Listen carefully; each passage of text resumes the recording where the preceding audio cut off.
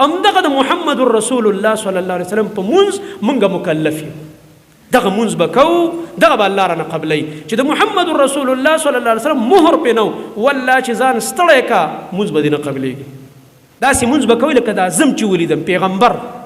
د پیغمبر په طریقه منځ کوي اوس راشي د منځونو نه فرقې جوړې شوي داسې منځ به کوئ لکه ابوبکر هم چې پې ولیده داسې منځ به کوئ لکه د عمر هم چې ولیده رضی الله تعالی عنهما داسې منځ به کوئ لکه عثمان رضی الله عنه هم چې ولیده داسې منځ به کوئ لکه علي رضی الله عنه هم چې ولیده نه نه نه وایي صلوا کما رأیتموني اصلي داسې منځ به کوئ لکه دا زم چې ولیدم پیغمبر د پیغمبر په طریقه منځ کوي اوس راشي د منځونو نه فرقې جوړې شوي صلات حنفي نماز حنفي کتابونه په دې نوم چاپ شوي نماز شافعي نماز حنبلی نماز مالکی نماز فلانی او نماز جعفری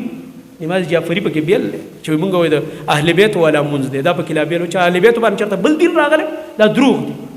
د اهل بیت منځ اهل بیت منځ هم دغه د محمد رسول الله صلی الله علیه وسلم منځ ولی علی رضی الله عنه بل منځ جوړ کړو حسن او حسین رضی الله عنهما چرته بل منځ جوړ کړو چې ته دا پکې بل منځ دی د اهل بیت نه همدغه د محمد رسول الله صلی الله علیه وسلم په منځ موږ مکلف یو دغه منځ به کوو دغه به الله رانه قبلی چې د محمد رسول الله صلی الله علیه وسلم مهر پې نه والله چې ځان ستړی کا منځ به دې نه قبلیږي یاد ساته نو تحقیق پکار دی پاره مسله کې ضد او عناد ته څه ضرورت لانجو ته څه ضرورت دی په دې کې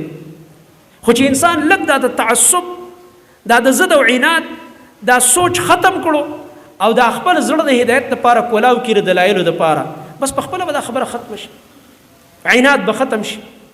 نو په دې بنا باندې زما محترم ورونو غرض مې دا رسول الله صلی الله علیه وسلم د امت د اسانۍ دپاره او هغې نه د تکلیف لرې کولو دپاره پوره کوشش کړی دی